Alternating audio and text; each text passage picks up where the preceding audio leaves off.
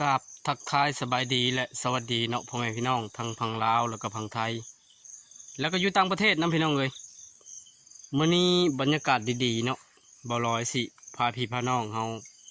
ไปตัดไม้เห็ดแห้วดักหนูพี่น้องหรือว่าบ่วงเนาะบ้านเฮาเอิ้นว่าบ่วงสีหนูบ่ลอยสิพาไปตัดไม้เห็ดแห้วดักหนูว่ามันสิเป็นจังไดพี่น้องติดตามรับชมนำกันเนาะไปตามไปเบิ่งนำกันทุกคนช่วงนี้เขาดอเริ่มอ่อยก้มแล้วทุกคนเนาะหนูทั้งหลายบรรดาหนูทั้งหลายก็เริ่มลงไห้ลงนาแล้วพี่น้องเลยบ่าวลอยเรียบคันไห้คันนาก็เลยเห็นด่านหนูหรือว่าทางหนูพี่น้องเนาะบ่าวลอยก็คิดว่าว่าเห็ดแห้วมาดักนี่เจ้าว่าสิได้จากโตเนาะว่ามันสิเป็นจังไดเนาะทุกคนเนาะแล้วติดตามเบิ่งผลงานบ่าวลอยต่อไป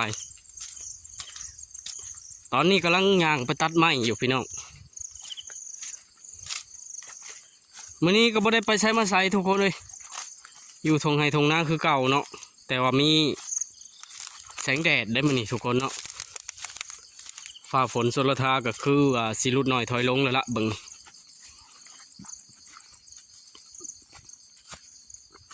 เพราะว่าข้าวนาเฮามันก็เริ่มพอเกี่ยวเลยพี่น้องคันเป็นไปได้ก็อยากให้ยุติและผลก็ดียาอยากให้ตกแล้วพี่น้องเลยถนนหนทางก็ลำบากไปก็บ่สะดวกทุกคนเนาะบ่ร้อยย่างมา2 มื้อมื้อนี้แหละพี่น้องเลยเพราะว่าทางมันบ่ดีบ่าวร้อยกลับมือแมลงวานนี่เห็นรถกระเจ้าปีนโอ้โหหุ่นแห้งเกือบได้ทุกคนเลยทางบ้านเฮาเนาะ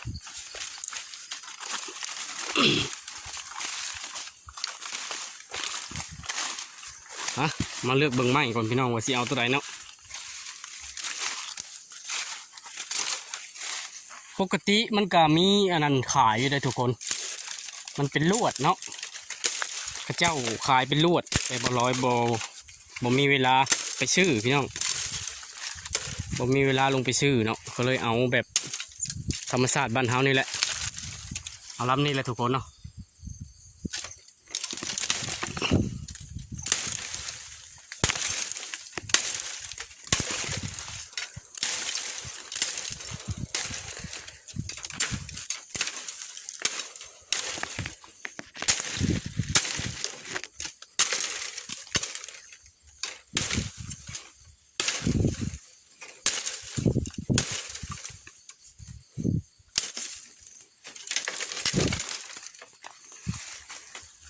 นี่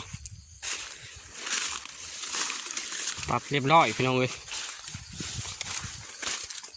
หลังจากนั้นก็บ่ร้อยก็ตัดเอาคันมันพร้อมตัวนี้เห็ดเป็นคันแห้วพี่น้องเนาะ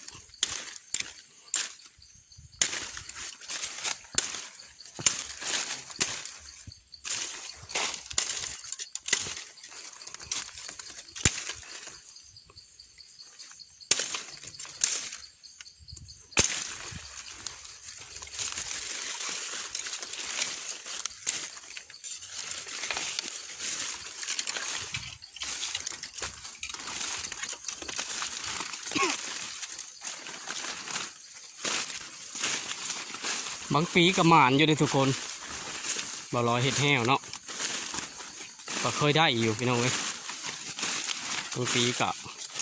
บบ่มานบางปีกับมานคือว่าแหละเพราะว่าหนูมันก็บ่หลายปานใดพี่น้องเว้ย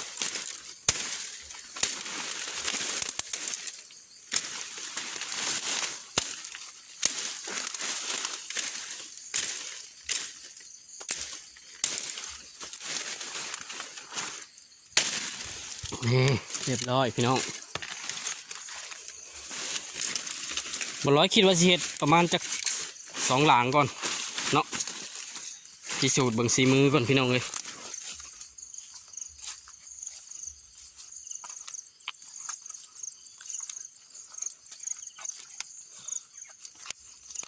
บรรยากาศแจ่มใสดีพี่น้องมื้อนี้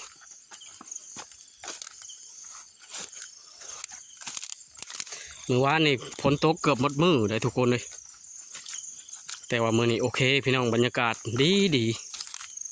เนาะอยู่ทงไห้ทงนาพี่น้องอยู่กับหัวกับควายคือเก่ามือใดบ่ได้ไปเฮ็ดเวียกเฮ็ดงานอหย่างไรพี่น้องเลย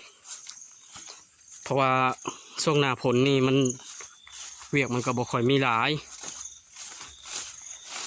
ก็มีแต่ซอยพี่ซอยน้องหรือว่าเพิ่นผูงเขาเนาะ2 มื้อ 3 มื้อเราบ่ได้ไปซอยหมู่ก็ดิ คิดว่าบื้ออื่นบ่ร้อยก็สิได้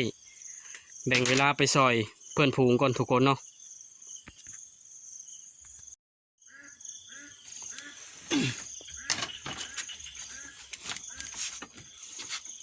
ตอนนี้กำลังเหลาไม้อยู่พี่น้อง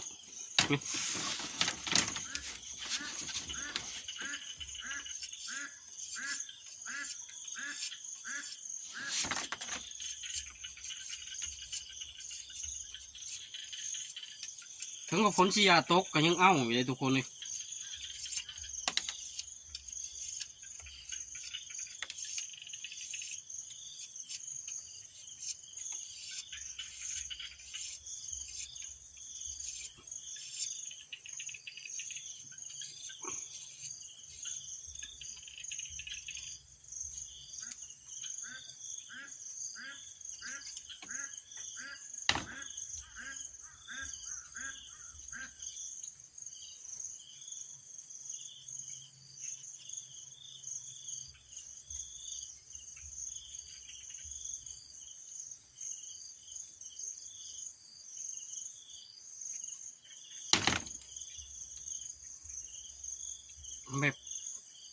เอาแบบบูฮานแต่เก่าพี่น้องเลย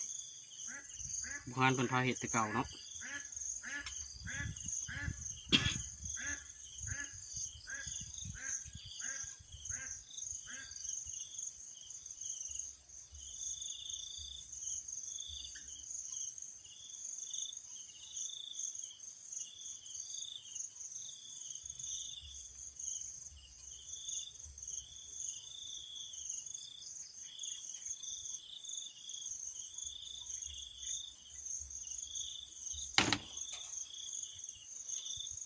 นี่ทุกคน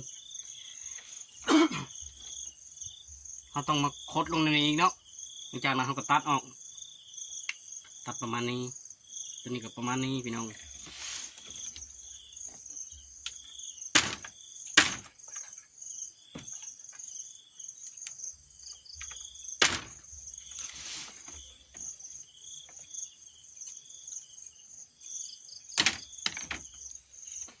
เอามาตัดเชือกบ้านี้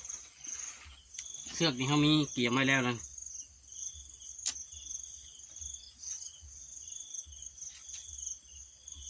บอกยาวไปไหนพี่น้องเลย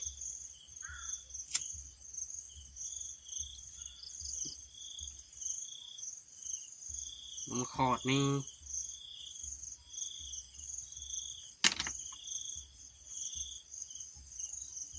เดี๋ยวมันเหยียกอยู่นี่พี่น้อง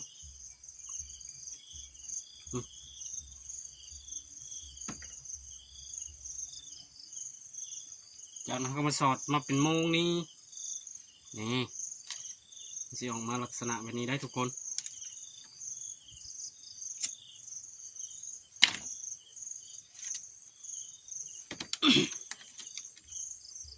จากนั้นเราจะเอาโมงบ่วงมันกว้างเท่าไหร่เราก็บอกกว้างไปเลยเนาะพี่น้องเนาะ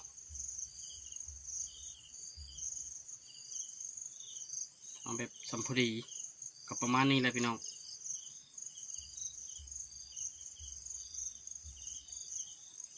มันแยกใช่ไหมตัวนี้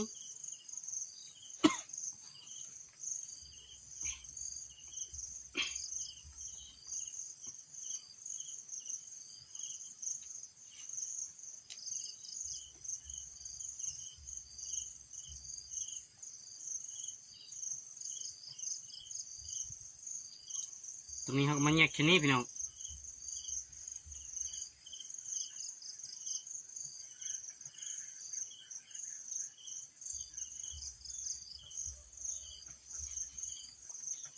มัดมันแน่นนี่เนาะ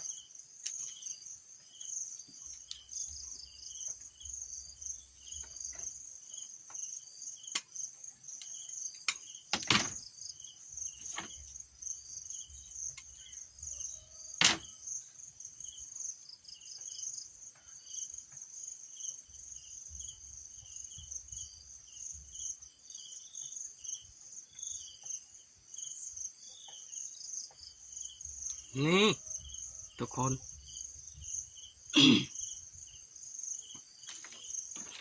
ตัวนี้เป็นไม้เกาะมันพี่น้องนี่เดี๋ยวเราทำไปกลางนี่เขาตรงเกาะในนี้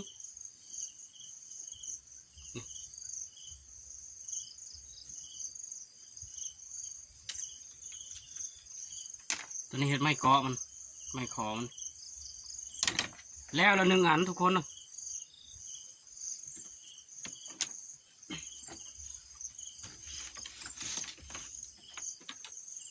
เห็ดอันที่2พี่น้องเอ้ย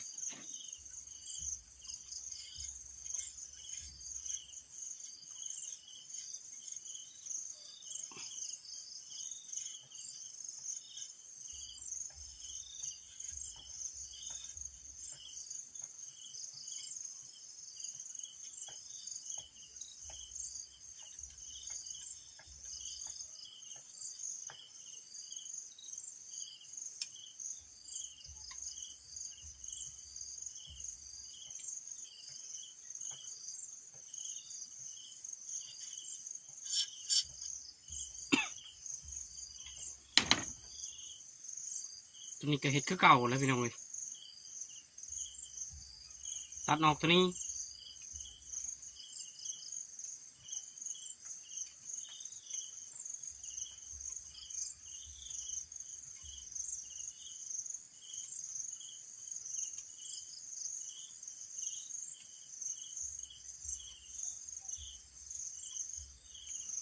ยาโพดเขาก็ตัดออกประมาณนี้พี่น้อง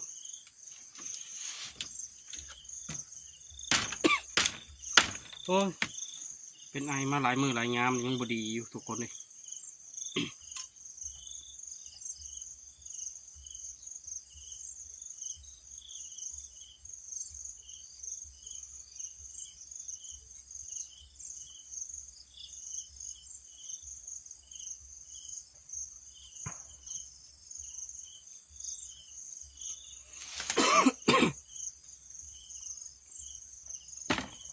ที่แรกว่าสิจัดงานแข่งเรือมื้อนี้พี่น้องบ้านเฮาเนาะ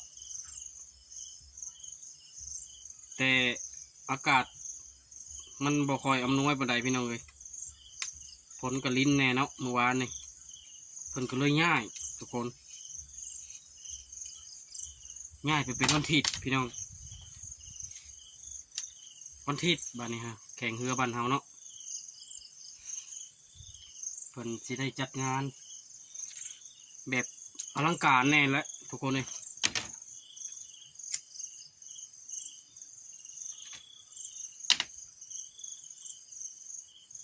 ในการจัดงานแข่งเรือปีนี้นะ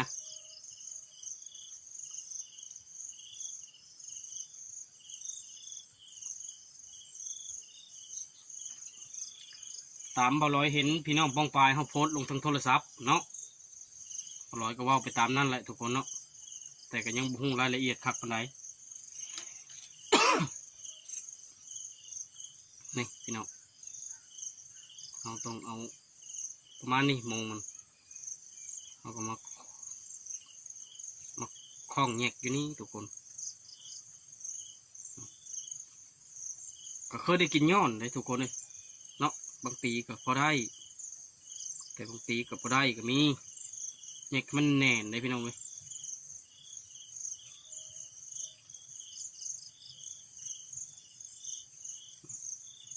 บางปีก็พอได้กินถือกอยู่บางปีก็ได้หดพังพรได้ทุกคนเลยตัวใหญ่ได้พังพรเลยบอลอยเคยได้ปีนะฮัน2 เถื่อได้พี่น้องพังพรบอลอยเห็ดแห้วเห็ด มันเอามาก็เห็นเท่าปีนั่นแหละพี่น้องเลย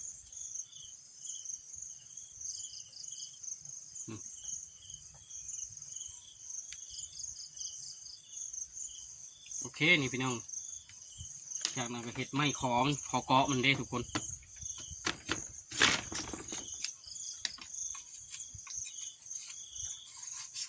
ต้องมีขอเกาะได้เห็ดแห้วไปนี่ฮะ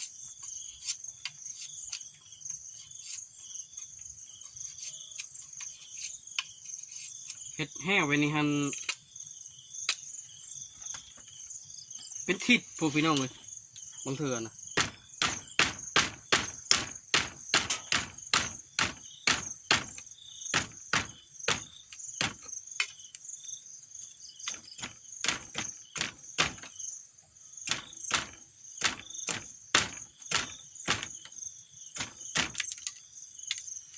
นี่ในขอมันก็ได้2 อันแล้วพี่น้องเลย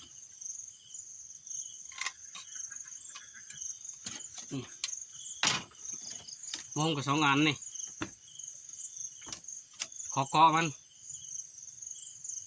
หลังจากนั้นบ่ร้อยสิเอาคันมันขึ้นมาเหลาก่อน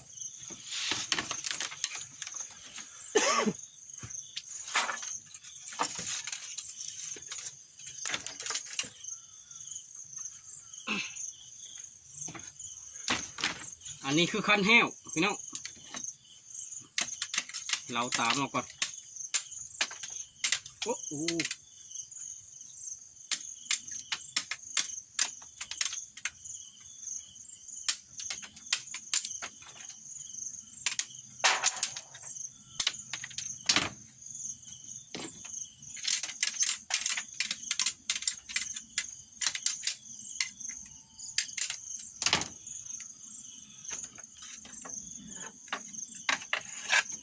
จากนั้นก็มาแหลมก่อนพี่น้องเลย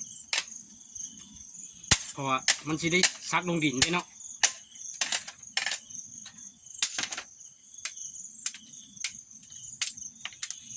ตัวนี้มันจะได้ซักลงดินพี่น้องทั้งนี้จะได้มัดเชือกแห้วใช่นี่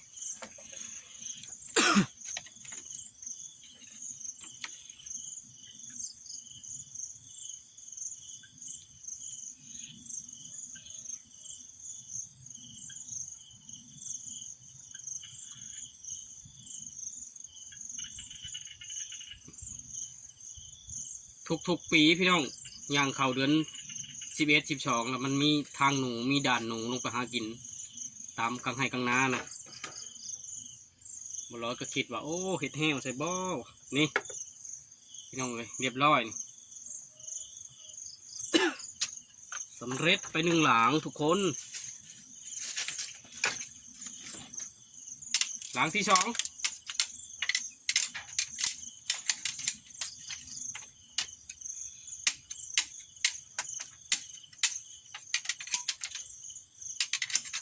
คันมันก็เอาไปไม้เชียงไผ่ก็ได้เด็กพี่น้องเลยมันสิแข็งมันสิบอก้มไว้พี่น้องมันสิบอนะไว้เนาะถ้าเอาคันแนวอื่นมันจะโยกไว้ได้พี่น้องคือเขากางไว้บ่หึงก็มันจะโยกมันจะโยกลงไปมันเห็ดให้มันเวลาถึกหนูกับมันนั้นพี่น้องมันแบบมันบ่อยากลั่นขึ้นนะ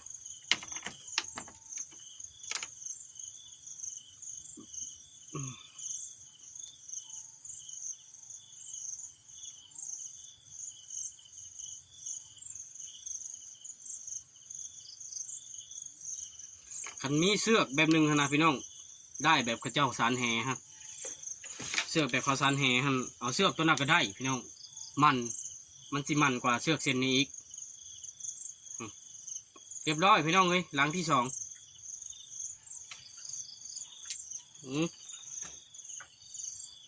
อุปกรณ์พร้อมบันนี้เนาะบ่ร้อยก็สิพาพี่น้องเขาไปกลางได้บันนี้เลยพอมันสิเป็นเนื้อใดทุกคนเนาะไปตามไปเบิ่งน้ำกัน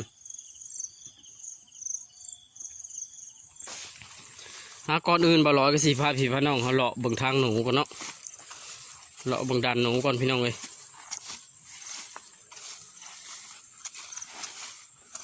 เพราะว่าหนูนี่บอนไดหน้ามีเขาซุกเขาก้มได้พี่น้องมันจังไปตอมเนาะ หน้าผู้ใดซุกก่อนมูก้มก่อนมูมันสิไปใส่หน้าผู้นั้นก่อนพี่น้องเลย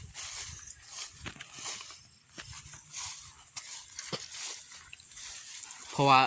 หน้าข้าเจ้ามันมันซุกแน่เนาะพี่น้องแล้วก็มันป่นพร้อมพี่น้องเลยแล้วมันต่อกับหน้าบ่ลอยพร้อมมันก็สิมีด่านหนูมีทางหนูผ่านไปผ่านมาอยู่ทุกคนเลย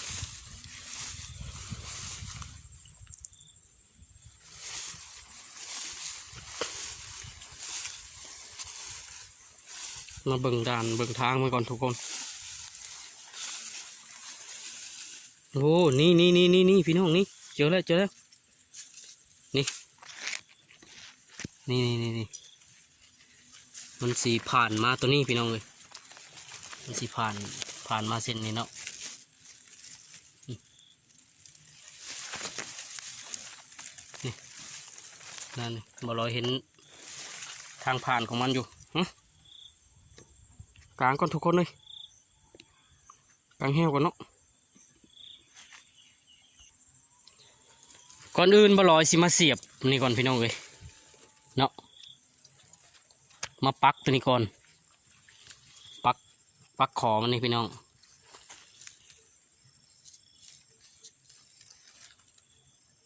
นี่เอาจนมันพอดีพุ่นแหละพี่น้องเลยหลังจากนั้นก็มาเสียบคันมันพี่น้อง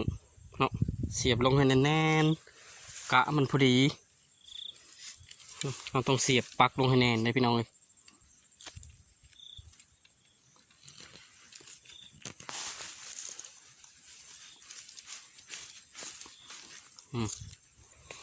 ทำมันบนแน่นมันกระบอกแข็งพอจากนั้นก็มากางลงเบิ้งพี่น้องความสิพอดีกันบ่โอ้ยไก่โพดทุกคนเลยบ่ลอยซักไก่โพดจากนั้นก็มากางไว้อีกพี่น้องลองมาก่อน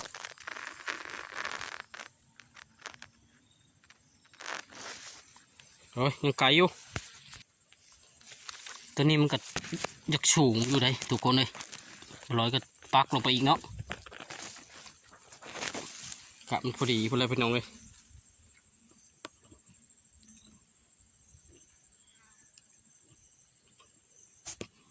หลังจากนั้นก็มากางลองทุกคนมันก็บ่ง่ายมาได้พี่น้องเลยยังสูงอยู่พี่น้องเลยต้องเสียบลงไปอีกเนาะ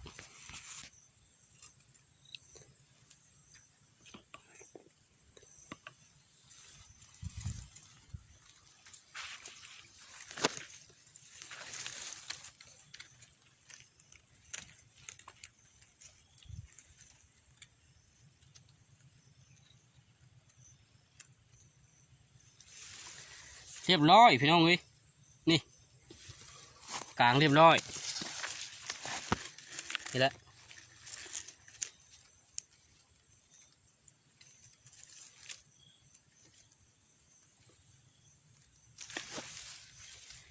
เขาก็บ่ต้องกลางให้มันแน่นไปได้ก็ได้เนาะพี่น้องเนาะเขาต้องย้ำๆออกมาอีกเพราะว่าให้มันชูนจักหน่อยก็ให้มันลั่นเลยนะทุกคน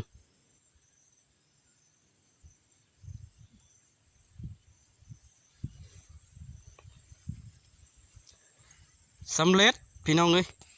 นี่ความกงของแห้วก็สิประมาณนี้พี่น้องนี่เนาะ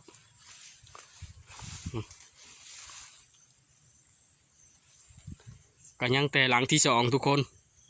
มีแต่ไปเลาะเบิ่งหลังที่สองอีกเนาะหลังที่สองบ่ลอยก็สิมาใส่จุดนี่พี่น้องเลยเพราะว่าเห็นด่านเห็นห้อยมันเก่ามันเนาะเห็นห้อยมันนี่พี่น้อง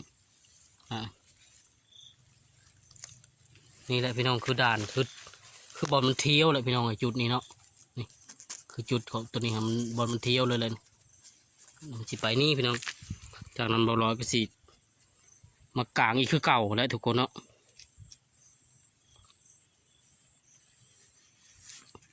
แล้วก็เสียบไม่ขอมลงมันแน่นเลยทุกคน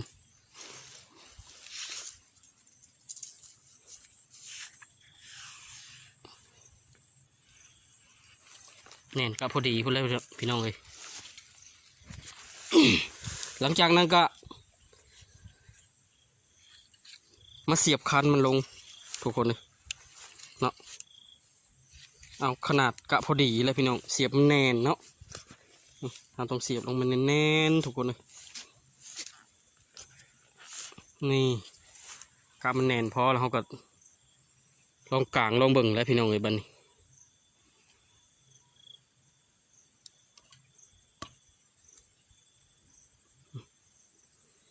ขอโทษพี่น้องเลย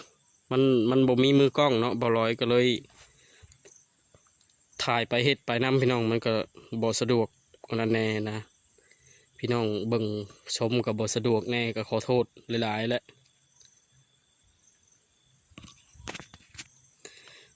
ถ้าบ่สะดวกในการชมก็ขอโทษขออภัยเด้อทุกคนเด้อ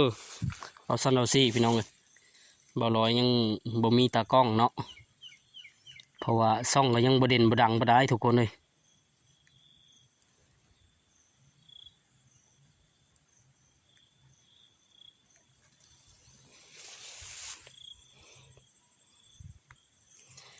หลังจากนั้นเราก็มากางเนาะพี่น้องเนาะ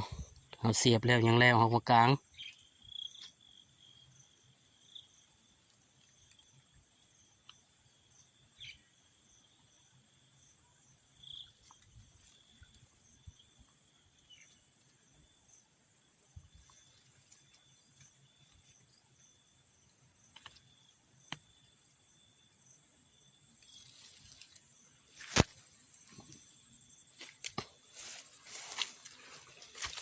ก็คือว่าเรียบร้อยพี่น้องเลยตัวนี้ก็เนาะ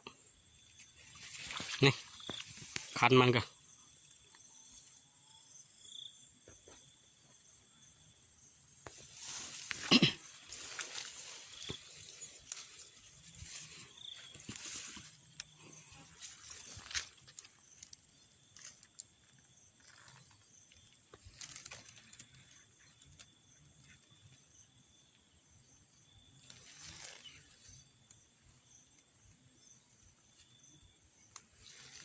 นี่เรียบร้อยทุกคนเลยมันก็จะอยู่ในลักษณะแบบนี้พี่น้องโอเคพี่น้องเอ้ยคลิปนี้บ่าวร้อยขอฝาก